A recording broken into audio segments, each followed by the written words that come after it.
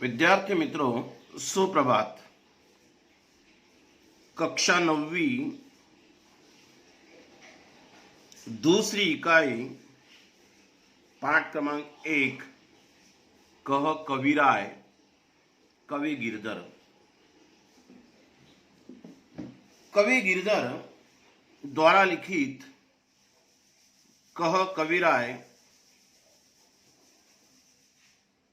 इस पद्य विभाग के बारे में आज हम चर्चा करने वाले हैं। कवि गिरधर इन्होंने जो ये पद्य लिखा हुआ इसे कुंडली कहते। इन्होंने नीति, वैराग्य और अध्यात्म को ही अपनी रचनाओं का विषय बनाया है। जीवन के व्यवहारिक पक्ष का इनकी रचनाओं में बड़ा प्रभावशाली वर्णन मिलता है।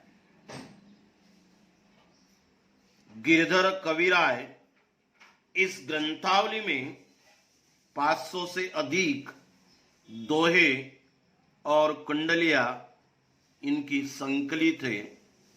500 से अधिक। कह कविराय, कह यानी कहना, कवि हमसे कुछ कहते हैं। कुंडली क्या होता है? यह दोहा और रोला के मेल से ये कुंडली बनती है। कुंडली में दोहा के अंतिम पद को रोला का पहला चरण बनाना होता है।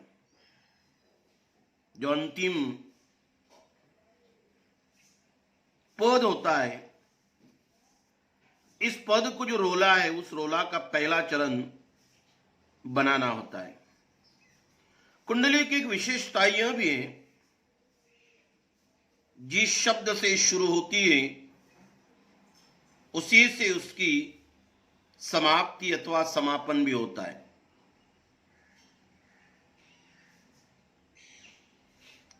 मानो शुरू है, गुण के गाहक सहस नर, बिन गुण लहे न कोई।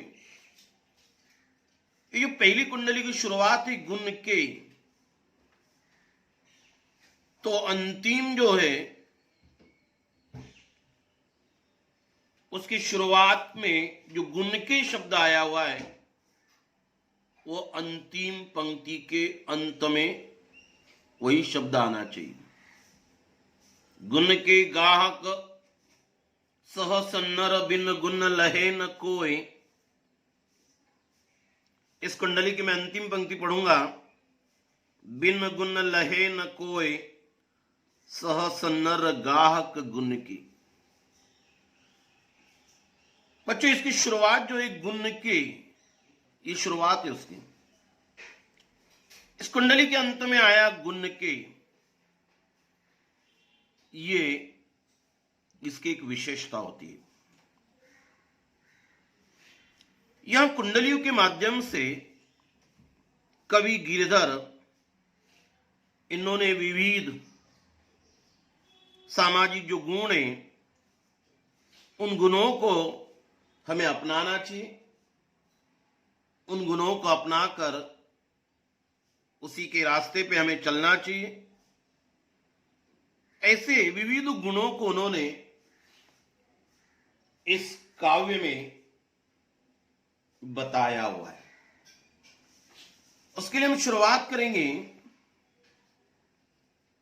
कवि कहते हैं, गुण की गाहक सहस नर, बिन गुण लहे न कोई। जैसे कागा कोकिला, शब्द सुने सब कोई। शब्द सुने सब कोई, कोकिला सबे सुहावन। दोऊ के एक रंग, काग सब भय अपावन। कह गिरधर कविराय, सुनो हो ठाकुर मन के, बिन गुण लहे न कोय, सहस नर गाहक गुण के। कवि गिरिधर जी कहना चाहते हैं, गुण के गाहक सहस नर। जो गुण होते, गाहक यानी ग्राहक, सहस यानी सहस्र, नर यानी मनुष्य। बिन गुण, जिसमें गुण नहीं है, लहे न कोई, लहे ने लेना, न कोई, कोई भी नहीं। कवि यहां कहना चाहते, कवि कहते कि गुण के, जिसके अंदर गुण है, उसके हजारों सहस्र ऐसे ग्राहक बन जाते। जिसके अंदर अच्छी गुण है, कोई विशेषता है, अच्छी खासियत है, चाहे वह वस्तु हो, चाहे वह प्राणी हो, जिसके अंदर अच्छी विशेषताएं, गुण है, खासियत है, इस दुनिया में, समाज में उसके हजारों ग्राहक बन जाते। किंतु बिन गुण लहे न कोई, जिसके अंदर कोई गुण नहीं है, जो वस्तु हमें अच्छी नहीं लगती क्योंकि उसके अंदर गुण नहीं है, उसे कोई न ले, लहे न कोई, कोई उसे नहीं लेता। अर्थात जिसके अंदर गुण है, उसके हजारों ग्राहक इस समाज में होते हैं। जिसके अंदर गुण नहीं है, उसे कोई नहीं लेता, कोई नहीं अपनाता। ये समझाने के लिए कवि गिरधर जी कहते हैं दूसरी पंक्ति में, जैसे कागा कोकिला शब्द सुने सब कोई। जैसे कागा, कागा का मतलब होता है कौवा, कोकिला, कोकिल जो पक्षी, शब्द सुने सब कोई। जैसे कौवा और कोयल के जो स्वर है, हर कोई सुनता है, कागा का भी सुनता है, कोयल का भी सुनता है।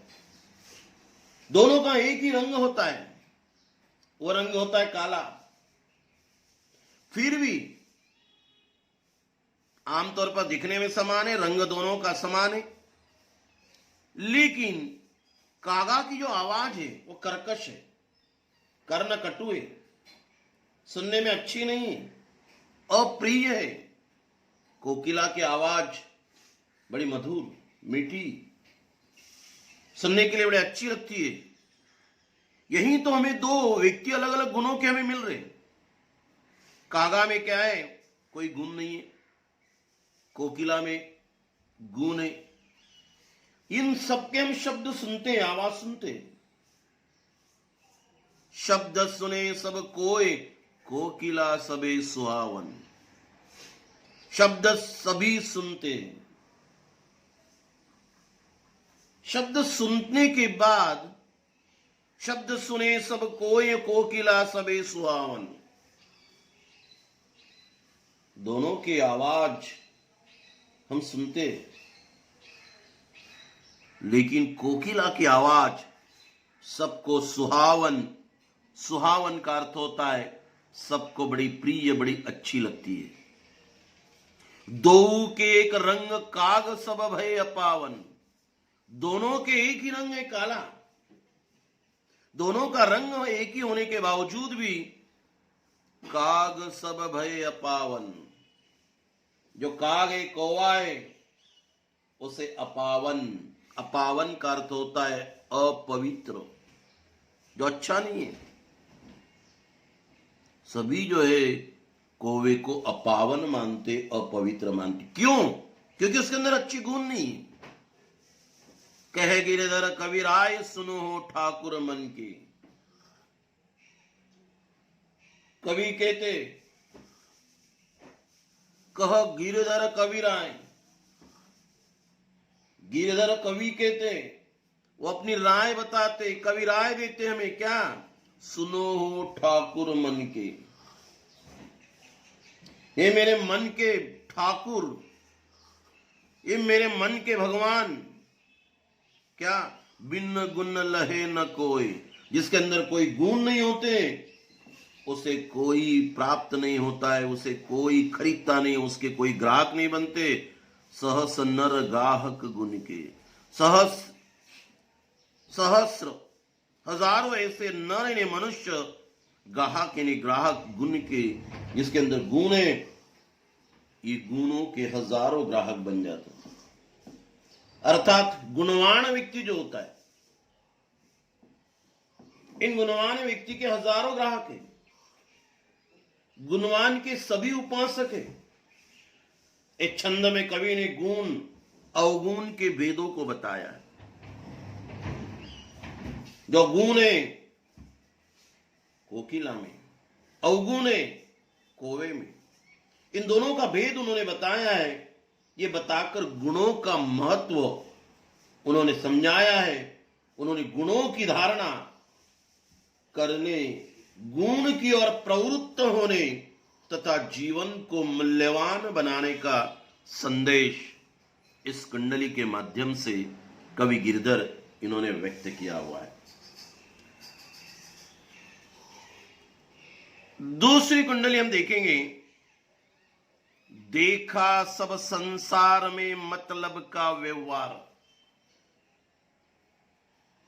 कवि कहते हैं कि देखा सब संसार में मतलब का व्यवहार, जब लगी पैसा गांठ में तब लगी ताको यार, तब लगी ताको यार, यार संग ही संग डोले, पैसा रहा न पास, यार मुख से नहीं बोले। कहे गिरिधर कविराय, जगत का ये ही लेखा, करत बेगर जी प्रीति, मित्र कोई बिरला देखा। बड़ी सुंदर कुंडली। कवि गिरिधर कहते, देखा मैंने देखा सब संसार में। कवि के अनुसार उन्होंने पूरा संसार देख लिया, पूरी दुनिया उन्होंने देखी। इस संसार में हर व्यवहार जो होता है मतलब का व्यवहार, मतलब अपना स्वार्थ। हर कोई मतलब का व्यवहार करता है, हर कोई इस व्यवहार में अपना स्वार्थ रखता है। कवि कहते हैं कि मैंने पूरी दुनिया देख ली, पूरा संसार देख लिया। इस संसार में व्यवहार जो है मतलब का ही है, अर्थात हर रिश्ता जो है वो बुनियादी स्वार्थ पर टिका हुआ है। हर व्यवहार में स्वार्थ दिखाई देता है, निस्वार्थ कोई व्यवहार करता ही नहीं। जब लगी पैसा गांठ में तब लगी ताको यार, जब लगी पैसा गांठ में, जब उसके पास पैसा आ जाता है, गांठ में आ जाता है, मतलब उसके पास पैसा होता है, तब लगी ताको यार। जब तक किसी के पास धन दौलत पैसा है तब तक उसके मित्र है, तब लगी ताको यार। यार का अर्थ होता है मित्र, दोस्त। सरल अर्थ है, जब आपके पास पैसा होगा तब तक आपके मित्र हैं। तब लगी ताको यार, यार संग ही संग डोले। उसके जब तक उसके गांठ में उसके पास पैसा है तब तक उसके सभी मित्र होते हैं, उसके सभी मित्र उसके साथ ही साथ रहते हैं। यार यार संग ही डोले, उसके साथ रहते, मौज मस्ती करते, खाते पीते, क्योंकि पैसा है। उसके जो यार है, दोस्त है, मित्र हैं, उसके साथ रहते हैं, संग संग इन्हें साथ में संग डोलते, मौज मस्ती करते, क्योंकि उसके पास पैसा है। देखो कितना मतलब का व्यवहार है। यार यार संग ही संग डोले, पैसा रहा न पास, यार मुख से नहीं बोले। जब उसके पास पैसा होता है, मतलब का व्यवहार बता रहे, हमें मित्र की पहचान करनी चाहिए। स्वार्थी मित्रों से हमें खुद किनारा काटना चाहिए, क्योंकि इसे मित्र किस काम के। जब हमारे पास पैसा होता है तब हमारे ढेर सारे मित्र होते, और ये मित्र हमारे साथ रहते, खाते पीते, संग ढोलते, मौज मस्ती करते हैं, क्योंकि पैसा हमारे पास है। पैसा रहा न पास, ये भी पैसा हमारे पास नहीं रह जाता है, वह खत्म हो जाता है, तब उसके वही मित्र, जो उसके साथ रहने वाले मित्र, उसके साथ डोलने वाले मित्र, मौज मस्ती करने वाले मित्र, पैसा रहा न पास, यार मुख से नहीं बोले। वही यार, वही मित्र मुख से नहीं बोले, उनके मुंह से बात तक निकलती नहीं। अपने मित्र के लिए उनके मुंह से बात तक नहीं निकलती है। अर्थात जब तक पैसा था तो मौज मस्ती, साथ साथ में रहना, झूठी तारीफ करना। जब पैसा खत्म हो जाता है तो वही मित्र मुख से नहीं बोले, उनके मुंह से एक शब्द नहीं निकलता, उनके मुंह से एक बात तक नहीं निकलती, वो बात तक नहीं करते। क्या कहते कवि, कहे गिरधर कविराय, कविराय गिरधर जी कहते, जगत का यही लेखा। ये जो जगत है, दुनिया है, ये दुनिया का यही तो लेखा है, यही तो लेखा। व्हाट इज मीनिंग लेखा? लेखा यानी नियम। इस संसार का, कहे गिरधर कविराय, जगत का यही लेखा, यही तो दुनिया का दस्तूर है, यही दुनिया का नियम है, यही दुनिया का एक व्यवहार है। करत बेगर जी प्रीति, कवि कहते कि संसार का व्यवहार नियम है, करत बेगर जी, बिना गरज, बिना मकसद प्रीति। प्रीति यानी प्रेम। मित्र कोई बिरला देखा। निस्वार्थ प्रेम करने वाला, निस्वार्थ साथ में रहने वाला निराले मित्र बड़ी मुश्किल से, बिरला बड़ी मुश्किल से,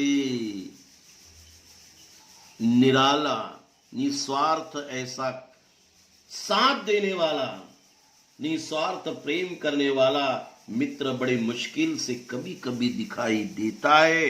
अन्यथा बहुत सारे लोग इस संसार में मतलब का व्यवहार करते हैं। कवि गिरिधर जी कहना चाहते, एक छंद के माध्यम से, इस कुंडली के माध्यम से कवि कहना चाहते, स्वार्थ और निस्वार्थ, स्वार्थ निस्वार्थ। पहले में हमने देखा था गुण अवगुण दोनों विलोम शब्द है, यहां भी स्वार्थ निस्वार्थ।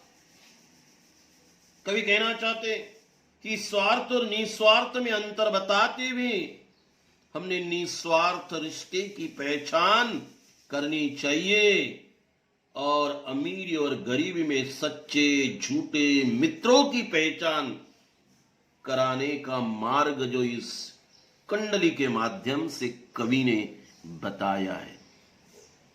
जब तक पैसा है ढेर सारे मित्र, पैसा नहीं है तो मुंह से बात तक नहीं निकलती। इस संसार में हमें ऐसे लोगों की पहचान होनी चाहिए जो अमीरी में हमारे साथ रहते, गरीबी में से मुंह का फेर लेते। ऐसे झूठे मित्रों की पहचान कराने का मार्ग जो है इस कुंडली के माध्यम से कवि गिरधर जी ने बताया है। अगली कुंडली हम देखेंगे। झूठा मीठे वचन कही, झूठा मीठे वचन कही ऋण उधार ले जाए।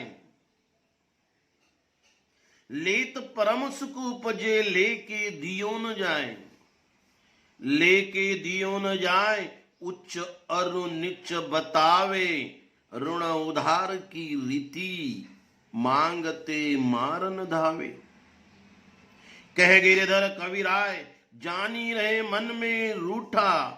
बहुत दीना हो जाए, कहे तेरो कागज झूठा। बड़ा सुंदर कुंडली। पहले में हमने देखा था गुण अवगुण, दूसरी कुंडली में हमने देखा स्वार्थ नहीं स्वार्थ। अभी क्या कहना चाहते कवि? झूठा मीठे वचन कही। कवि के अनुसार झूठा व्यक्ति मीठे वचन, जो शब्द है वचन है बोले, जो झूठा व्यक्ति मीठे वचन बोलकर ऋण उधार ले जाए। ऋण का अर्थ होता है कर्ज। बड़ी तारीफ करता है, बड़े मीठे मीठे शब्द बोलता है, क्योंकि उसके अंदर स्वार्थ है, वो कर्ज लेना चाहता है। कर्ज लेते वक्त बड़े मीठे मीठे वचन बोलता है और मीठे वचन बोलकर ऋण उधार ले जाए। वह कर्ज जो है वो उधार लेता है। लेत परम सुख उपजी, लेके दियो न जाए। लेत परम सुख उपजे, कर्ज लेते समय उसे बहुत सुख मिलता है, बहुत आनंद मिलता है। मीठे मीठे झूठी तारीफ कर कर वचन बोलकर कर्ज तो लेता है, लेकिन कर्ज लेते समय उसे परम सुख उपजे, बहुत ही बड़ा आनंद निर्माण होता है, बड़ा आनंद उसे मिलता है। लेके दियो न जाए, परंतु वो जो कर्ज वो लेता है मीठे वचन बोलकर, लेते वक्त उसके अंदर आनंद ही आनंद है, लेकिन जो कर्ज वो लेता है लेके दियो न जाए। कर्ज लेता है लेकिन वो अदा नहीं कर पाता है, उसे वो चुकाया नहीं जाता है, वो देता नहीं है कर्ज। लेके दियो न जाए।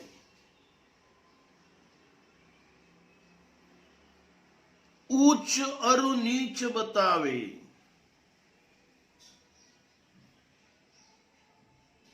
ऊंच अरु इन्हें और नीच बतावे। कर्ज लेता है, मीठे मीठे वचन बोलकर, लेते वक्त उसे परम सुख मिल जाता है। कर्ज एक बार लेता है तो वह चुकाया नहीं जाता है, अदा नहीं कर पाता है, दे नहीं पाता है। लेके दियो न जाए, उच्च अरु और नीच बतावे। बल्कि क्या होता है, उल्टे कर्ज देने वाले को ही ऊंचा नीचा, सही गलत, भला बुरा वह बताने लगता है, अपना ही दुखड़ा सुनाता है, ऊंच नीच की बात करता है, सही गलत की बातें करता है, भला बुरा वो बोलते रहता है। ऋण उधार की रीति। कवि कहते हैं कि ये तो रीति नियम है। किसका नियम है?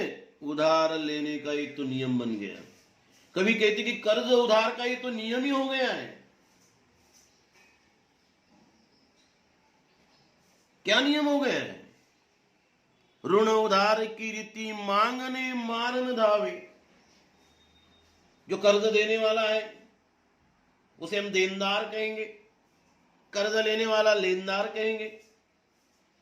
ये कर्ज देने वाला जो देनदार है, यदि अपना कर्ज मांगता है तो ये कर्जदार जिन्होंने वो कर्ज लिया है वो क्या करता है? मांगती मारन धावे। उसको मांगने के बाद, अपना ही कर्ज मांगने के बाद वो मारने के लिए दौड़ता रहता है। धावे ने दौड़ना। कर्ज देकर दे नहीं पाता है, ऊंच नीच की बात करता है।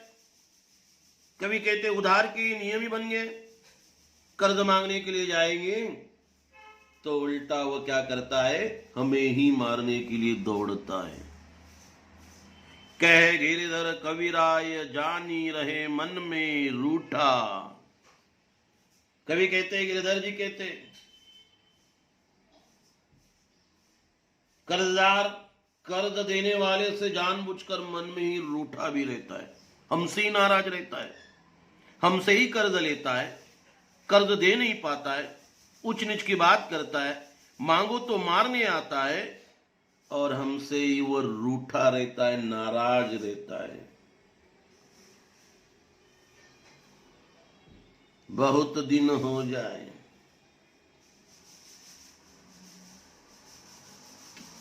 कहे तेरो कागज झूठा। हमसे ही नाराज रहता है, हमसे ही आंखें बचाता फिरता है।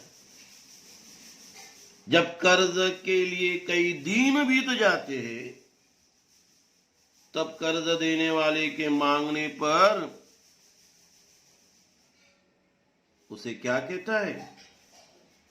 तेरो कागज झूठा। उसके लिखे हुए कागज, हिसाब किताब को क्या बता देता है? ये तो कागज झूठा है। ये दुनिया की रीत बन चुकी है। कवि गिरधर जी ने इस छंद के द्वारा कर्ज के लेन देन की स्थिति स्पष्ट की। कवि कहना चाहते किसी भी व्यक्ति को सोच समझकर लेन देन का व्यवहार करना चाहिए। दुनिया में ऐसे बहुत सारे लोग हैं कि कर्ज लेते वक्त बड़ी मीठी मीठी बातें करते रहते हैं। एक बार कर्ज हाथ में आ जाए तो लिखा पढ़ी की हुई हिसाब किताब को भी वो झूठा बताते हैं, हमसे ही रूठते। इसीलिए कवि कहते हैं कि हमें किसी के साथ भी जो व्यवहार है लेन देन का, वो बड़े सोच समझ कर करना चाहिए। ये बात इस कुंडली के द्वारा कवि गिरिधर जी ने व्यक्त की। तो 3 कुंडली हमने समाप्त की। पहले में बताया गुण अवगुण, गुणों के ग्राहक बनो, अवगुणों को छोड़ दो। फिर बताया स्वार्थ निस्वार्थ, इसकी पहचान हमने करनी चाहिए। अमीरी गरीबी में सच्चे झूठे मित्रों की पहचान करना, ये मार्ग उन्होंने बताया। तीसरे में उन्होंने बताया जो भी हम व्यवहार करते हैं लेन देन का, वो सोच समझ के करना चाहिए। ये तीसरी कुंडली में इन्होंने व्यक्त किया है। उम्मीद कर रहा हूं कि आपको ये समझ में आया होगा। बची हुई 3 कुंडलियां है, इसी कविता के पार्ट 2 में हम उसको पूर्ण करेंगे। धन्यवाद।